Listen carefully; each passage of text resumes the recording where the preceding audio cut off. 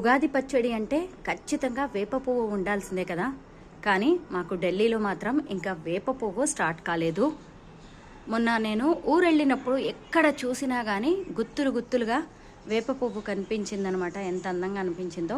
ఇది మా ఇంటి ముందున్న ఓ పెద్ద వేప చెట్టు, మా బాల్కనీలో ఎదురుగానే ఉంటుంది ఇది. ఈ వేప చెట్టుని ఎప్పుడు చూసినా కానీ అరే వేప పువ్వు ఎప్పుడు వస్తుంది, పండగ దగ్గరకు వస్తుంది కదా అనిపించేది. మరి ఢిల్లీలో ఉన్న మేము మరి ఉగాది పచ్చడి ఎలా చేసుకుంటాము? వేప పువ్వు లేకుండా ఉగాది పచ్చడి కష్టం కదా. ఇదిగోండి, ఇక్కడ ఒక చిన్న వేప పూత వస్తుంది, మీరు గమనించవచ్చు. సో అందుకే మాకు ఏపీ తెలంగాణ నుంచి ఇలాగా ప్యాకెట్లలో వేప పువ్వు వస్తూ ఉంటుందన్నమాట. ఇక్కడ అమ్ముతూ ఉంటారు, మేము కొనుక్కుంటాము. చూసారు కదా వేప పువ్వు, ఇది ఆంధ్రప్రదేశ్ నుంచి వచ్చిన వేప పువ్వు. దీన్ని కొని మేము ఉగాది పచ్చడిలో వేసుకుంటామన్నమాట.